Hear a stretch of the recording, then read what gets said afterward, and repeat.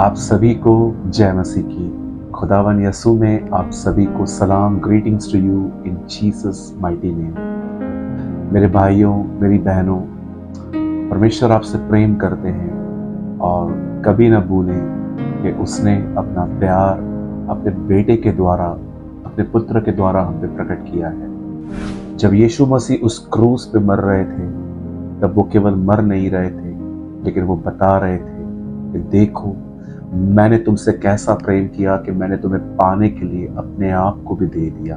मैं आप में से हर एक को बताना चाहता हूँ कि परमेश्वर आपसे प्रेम करते हैं। कुछ लोग शिकायत करते हैं कि कोई मेरे साथ नहीं है, कोई मुझसे प्यार नहीं करता, सबने मुझे छोड़ सा दिया है। मैंने लोगों की मदद की पर वो मेरी मदद करने के लिए कभी भी आगे ना आए। मुझे इग्नोर किया गया, मुझे रिजेक्ट किया गया। हो सकता है किसी इंसान के थ्रू आपको ये सारी फीलिंग्स मिली, लेकिन मैं आपको बताना चाहता हूँ ये पूरी तरह से सच नहीं है। एक है जो आपसे बहुत प्यार करता है, उसने आपको रिजेक्ट नहीं किया है, चाहे आप कैसे भी हैं। मैं जानता हूँ कोई है जो इस समय मुझे देख रहा है और उन्हें इन शब्दों को सुनने की जरूरत है। आज ये खुदा की आवाज है आप लोगों के लिए। यीशु आपसे प्यार करता है। वो आज आपसे कहता है, मेरे बेटे, मेरी बेटी, मैं तुझसे प्रेम करता हूँ, मैंने तुझे नहीं छोड़ा है। शैतान तेरे मन में आकर तुझे कहता है कि मैंने तुझे छोड़ दिया है, लेकिन ये सच नहीं है। मेरे कलाम में मैंने लिखा है, मैं कभी न छोड़ूंगा, न कभी त्यागूंगा। यूहन्ना 6 अध्याय में लिखा है, जो मेरे पास आएंगे मैं उन्हें कभी नहीं निकालूंगा। परमेश्वर आपसे प्रेम करते हैं और आज वही परमेश्वर आपसे कुछ बात करना चाहता है, प्रेम में बात करना चाहता है। आज के वीडियो मैं बात करना चाहता हूं महान पवित्र आत्मा के लिए। आप सभी जानते होंगे कि ये वो समय है जब पवित्र आत्मा ने यीशु की जगह लेके रखी है। पुराने नियम में परमेश्वर काम करते थे, फिर यीशु मसीह आए, और अब ये वो समय है जब पवित्र आत्मा ने, यीशु ने कहा मैं जाऊंगा और मैं उसे तुम्हारे पास भेजूंगा। इस समय उसने यीशु की जगह ले रखी है और बहुत जरूरी है कि हम लोग ये सीखें, ये जानें कि पवित्र आत्मा से परिपूर्ण होना क्या होता है। मैं आज आप में से हर एक को बताना चाहता हूँ, इस बेसिक टीचिंग की सीरीज में ये एक ऐसा वर्ड है जो मैं पवित्र आत्मा के बारे में आपको बहुत बेसिक थिंग्स बताना चाहता हूँ, जो बहुत सारे लोगों को शायद न पता हो। सबसे पहले आप याद रखिए, पवित्र आत्मा अन्य भाषा नहीं है। अन्य भाषा उसका एक वरदान है। आग पवित्र आत्मा नहीं है, वह आग देता है हमें। तेल पवित्र आत्मा नहीं है, वो तेल हमें देता है।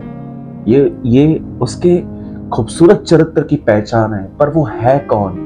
वो आपकी और मेरी तरह एक व्यक्ति है। उसका एक स्वभाव है। वो हर्ट होता है, वो खुश होता है, वो अपसेट होता है। वो बिल्कुल एक पर्सन की तरह है जो आपके साथ, आपके अंदर रहता है। वो आपसे वैसे ही बात कर सकता है आज भी 2023 में जैसे वो 2000 साल पहले फिलिप्पुस से बात करता था। उसने उससे कहा, जा उस रथ के साथ हो ले। वो पतरस से बात करता था कि कुरनेलियुस के घर के लोग आए हैं, उनके साथ चला जा। वो पौलुस से बात करता था, वो आपसे भी बात करेगा अगर आप वही कीमत चुकाएंगे जो प्रेरितों ने चुकाई थी। आज का प्रॉब्लम ये है, हम सब लोग शॉर्टकट्स चाहते हैं। हम बड़ी जल्दबाजी में जिंदगी जीने वाले लोग हैं। हम चाहते हैं कि बस मुंह से बात निकली और पूरी हो जाए। जी नहीं, मसीह में ये नहीं होता। कुछ चीजें ऐसी हैं जो बहुत जल्दी होती हैं, कुछ चीजों के लिए पेशेंस रखना पड़ता है। बाइबल बताती है जो दौड़ आपको दौड़नी है, उस दौड़ में आपको धीरज धरना है। क्योंकि अगर आपके अंदर एक जल्दबाजी का स्वभाव होगा तो आप बहुत जल्दी गिव अप कर देंगे। एग्जाम्पल, अगर आप प्रभु के साथ समय बिता रहे हो पर आप उसको सुन नहीं पा रहे हो, इसका मतलब ये नहीं है कि वो आपसे बात नहीं कर रहा। हो सकता है आपका माइंड इनसाइड भटक रहा है, इसीलिए आप समझ नहीं पा रहे हो। तो ऐसा नहीं है कि हम यहाँ पर गिव अप कर देंगे कि नहीं प्रभु तो मुझसे बात ही नहीं करते। नो, हमें हर दिन धीरज के साथ उसके साथ समय बिताना है। हम हर दिन खाली होते जाएंगे और वो हमसे बात करता जाएगा। आज मैं आपके सामने आज आपको मैं बताना चाहता हूं कि पवित्र आत्मा से परिपूर्ण कैसे हो सकते हैं हम, और उसके मैं 4 रास्ते आपको बताऊंगा। मैं एक वचन आपके सामने पढ़ रहा हूं, इफिसियों की किताब 5 अध्याय और उसका 18 वचन। दाखरस से मतवाले न बनो, क्योंकि इससे लूचपन होता है, पर आत्मा से परिपूर्ण होते जाओ। बाइबल हमें कहती है हमें आत्मा से परिपूर्ण होना है। होते जाओ, होना नहीं है, होते जाओ। इट मीन्स आज भर गए तो संतुष्ट मत हो जाओ, कल भी जाओ। क्या आपने ये अमेजिंग चीज देखी जब पतरस और यूहन्ना प्रार्थना करने के लिए उन दिनों में मंदिर जा रहे थे? वहां पर यहूदियों का टेंपल होता था यरूशलेम में, और जब वो लोग दुआ करने जा रहे थे उन्हें एक भिखारी मिला। उसने उनसे पैसे मांगे, पर पतरस और यूहन्ना ने उसको चंगा किया ये कह के कि यीशु के नाम में चल फिर। आप जानते हो बाइबल नहीं कहती है कि वो टेंपल से आ रहे थे, वो लिखा है जा रहे थे। अमेजिंग थिंग है ना। इससे एक अध्याय पहले उन्हें पवित्र आत्मा की परिपूर्णता मिली हुई और वो और परिपूर्ण होने के लिए जा रहे थे। कुछ लोग जब प्रभु में आए थे बस आने के दिनों में ही 1 साल तक वो भरे हुए थे। आज वो अनुभव मिलना बंद हो गया है। क्यों बंद हो गया है? क्योंकि आपके माइंड डाइवर्ट्स हो गए हैं, आपके मन यहां वहां हो गए हैं। अब आप सेवा को बहुत महत्व देते हो, अब आप बाइबल स्टडी को बहुत महत्व देते हो, अब आप इन चीजों को बहुत महत्व देते हो। बाइबल स्टडीज ओके, बट कभी कभी आपने देखा है कि हम लोग जो हैं वो अगर हम वचन ही पढ़ेंगे पर प्रार्थना नहीं करेंगे, हम अनुभव नहीं कर पाएंगे। मैं ये कहना चाह रहा था। कई बार आप सेवका ही करेंगे लेकिन प्रभु के साथ समय नहीं बिताएंगे, आप खाली हो जाएंगे। मैं बहुत सारे लोगों को जानता हूं जो कहते हैं कि कोई टाइम था मुझे प्रभु ने भरा था, आज क्यों नहीं? बाइबल तो कहती है तुम हर दिन परिपूर्ण होते जाओ। ये रोज का अनुभव होना चाहिए, पहले का नहीं। अगर आप पवित्र आत्मा से परिपूर्ण होना चाहते हैं तो आपको हर दिन अपना समय निकाल के, अपनी नींद को खराब करके, खाना थोड़ा कम खा के, ताकि आपका बदन हल्का रहे, आपको एक समय नियुक्त करिए। मैं नहीं कहता हूं कि सुबह ही शाम ही। आप देखिए आप कब फ्री हैं, कब आप अपने कामों को निपटा कर, हो सके तो मेरी एक सलाह है, अगर न भी हो पाए तो अपने पर दोष मत लगाइएगा कि मैं ये नहीं कर पा रहा हूं, पर मेरी एक सलाह है, अगर सुबह करें तो बहुत अच्छा होगा। जब आप सुबह उठते हैं परमेश्वर को अपना समय दीजिए, उसे अपना समय दीजिए ताकि वो आपको भर सके। परमेश्वर कहेगा मेरे पास तेल है, बर्तन कहां है? Where is oil? देखा आपने एलिशा की कहानी में, एलिशा ने उस बहन से पूछा और बर्तन है? बोलती है नो सर, नहीं है। तेल रुक गया, और बर्तन होते और मिलता, लेकिन रुक गया। क्यों रुका? क्योंकि बर्तन खत्म हो गए। आज परमेश्वर कहेगा मेरे पास तेल बहुत है, बर्तन कहां है? बर्तन मॉल में सेल्फीज निकाल रहा है, बर्तन सारा दिन फोन लेके बिजी है, वो बर्तन इन दिनों में खा पी रहा है, घूम रहा है, सिर्फ पिकनिक में व्यस्त है। सर जो बातें मैं कह रहा हूं ये पाप नहीं है, लेकिन पूरी तरह से अपनी जिंदगी इन बातों में व्यतीत करना, मुझे लगता है हम मिस कर रहे हैं जो खुदा हमें देना चाहता है। आप जानते हैं, अगर आप ये नहीं जानते हैं कि पवित्र आत्मा से परिपूर्ण होना क्या होता है, तो याद रखिए, पवित्र आत्मा से परिपूर्ण होने का मतलब है परमेश्वर के जीवन से भर जाना, उसके फलों से भर जाना। उसके फल है प्रेम, आनंद, शांति, कृपा, भलाई, करुणा। जो कुछ लिखा गया है आप वो पढ़ के देखिए, वो फल नहीं है सिर्फ, वो परमेश्वर का अपना स्वभाव है। जब आप पवित्र आत्मा से भर जाते हैं, आप उसके फलों से, उसके स्वभाव से भर जाते हैं। आप जेंटल होते हैं, आप कोमल होते हैं, आप नम्र होते हैं, आपके अंदर शांति होती है, आप परमेश्वर पर फेथ रख पाते हैं। ये आपकी क्वालिटी नहीं है, ये पवित्र आत्मा का स्वभाव है। हम लोग परमेश्वर से अलग होकर परमेश्वर की तरह बनने की कोशिश करते हैं, आप थक जाएंगे।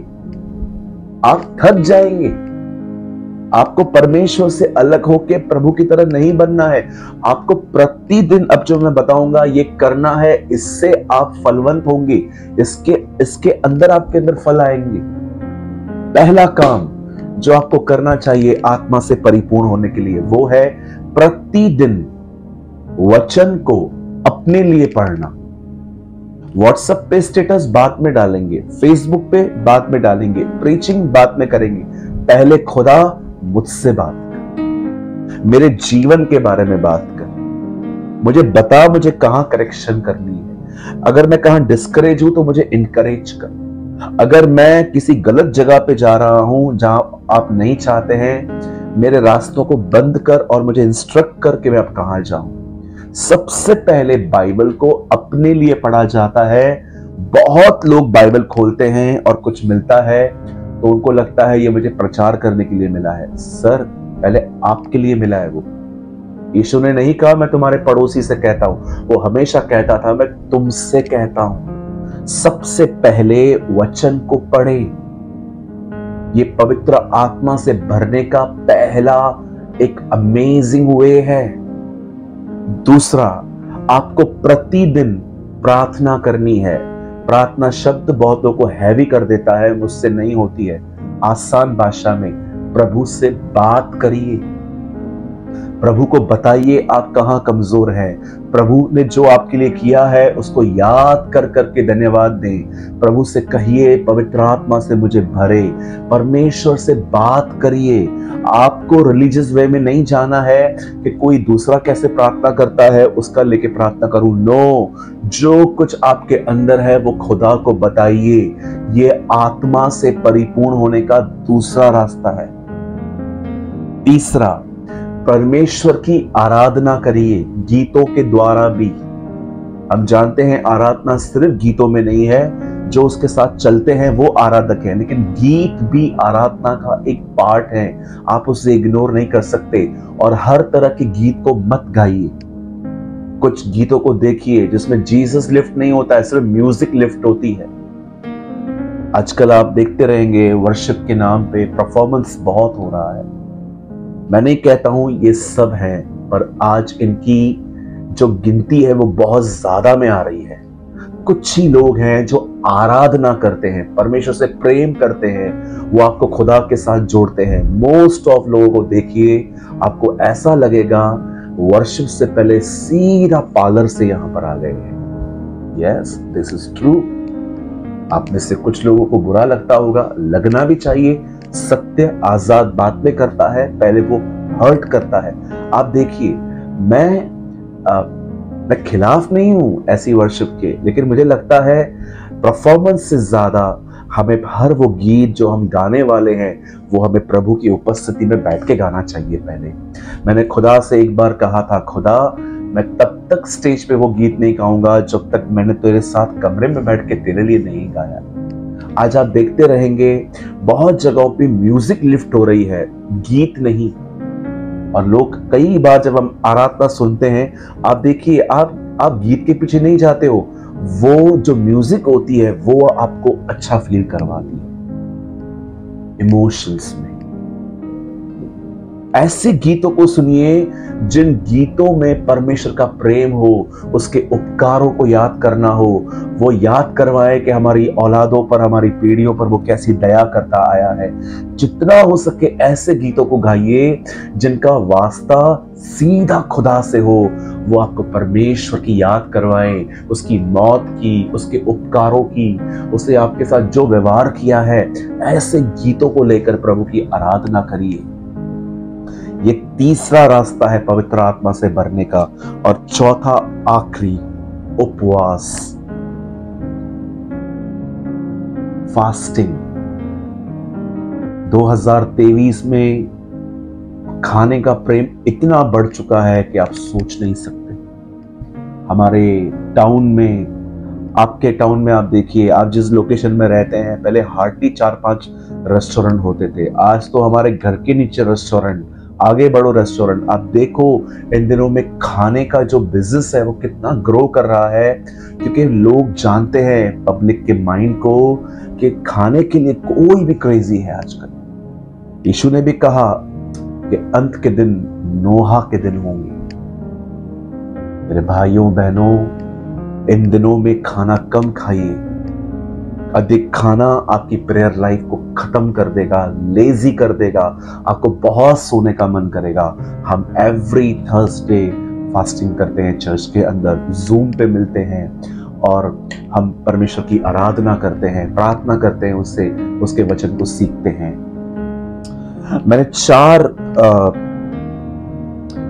रास्ते लिखे थे, पर मैं 5 और भी जोड़ देता हूं। लास्ट वाला, लिसन। कलीसिया में हर एक के साथ संगति मत करिए। कुछ लोग बहुत अच्छे हैं, गॉडली नहीं है। आप उनके साथ रहेंगे, आपको अच्छा महसूस होगा, पर वो आपको खुदा के लिए पुश नहीं करेंगे। ऐसों के साथ दोस्ती रखिए, कभी इग्नोर मत कीजिए, आदर कीजिए इनका, हमेशा इनकी मदद करिए, लेकिन संगति उनके साथ करिए जो आत्मा से परिपूर्ण हैं। उनके साथ बैठिए, उनके साथ बात करिए, उनको कहिए कि मुझे अपने साथ सेवा पे ले जाइए, ताकि इम्पार्टेशन मिल सके, अभिषेक मिल सके। मेरे भाइयों, मेरी बहनों, संगति एक अमेजिंग काम करती है। मैंने बहुत कुछ सीखा है भाइयों के साथ संगति में, मेरे पास्टर्स के साथ संगति में, प्राचीनों के साथ संगति में। ये 5 रास्ते हैं जिससे आप आत्मा से परिपूर्ण हो सकते हैं। मेरे पास 10 और हैं, लेकिन मैं फिर कभी